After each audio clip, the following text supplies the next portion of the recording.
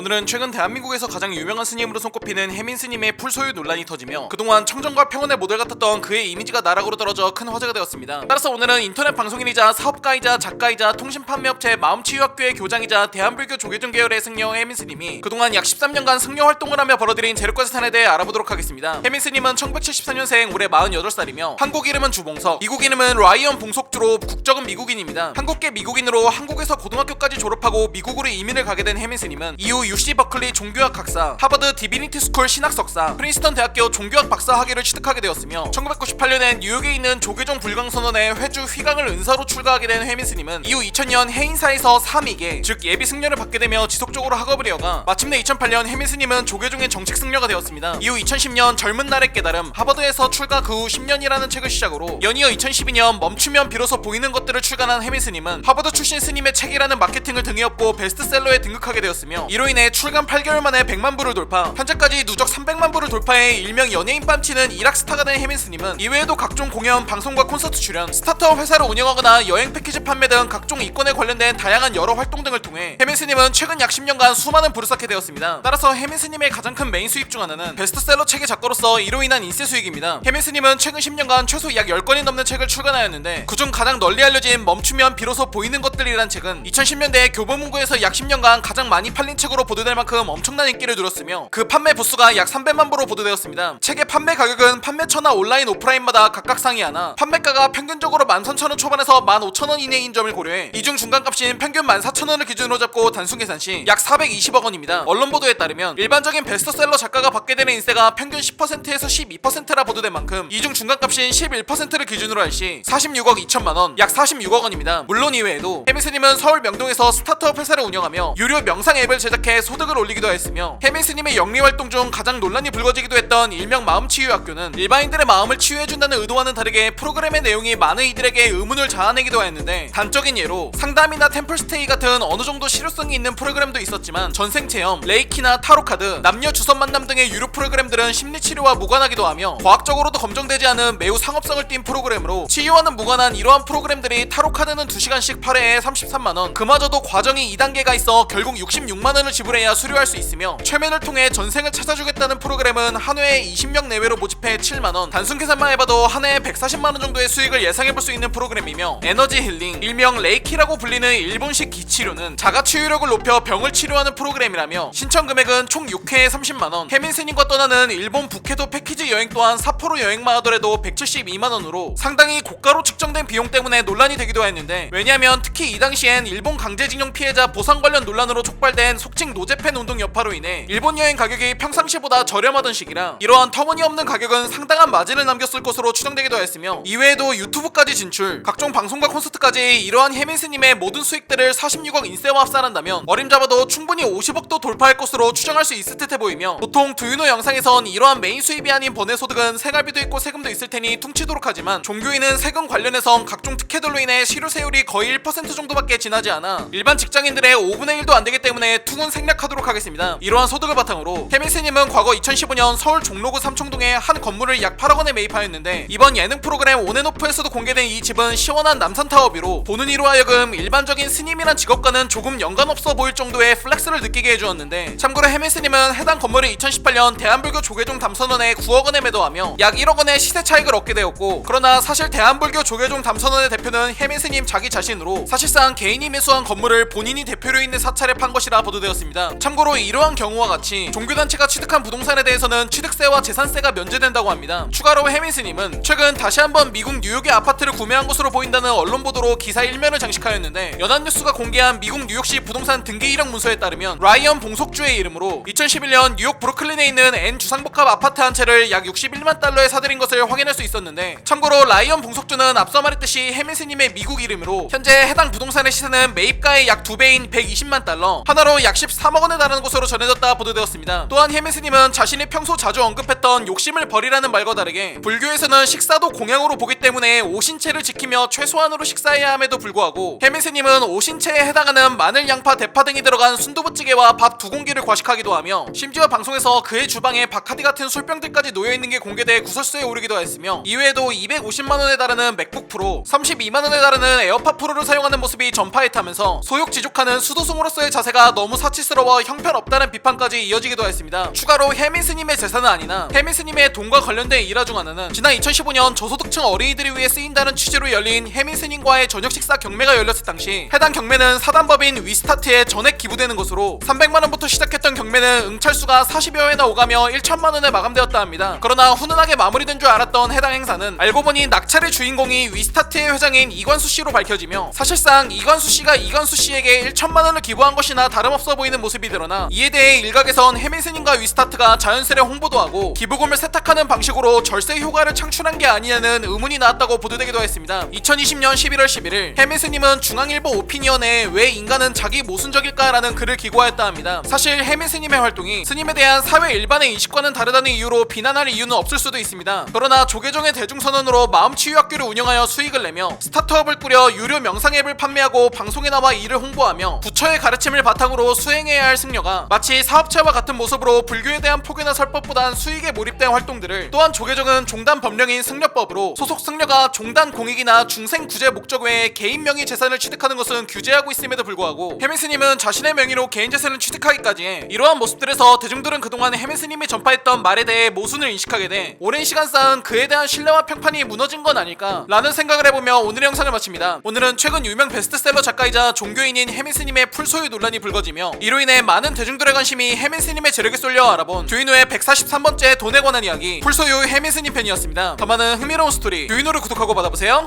감사합니다.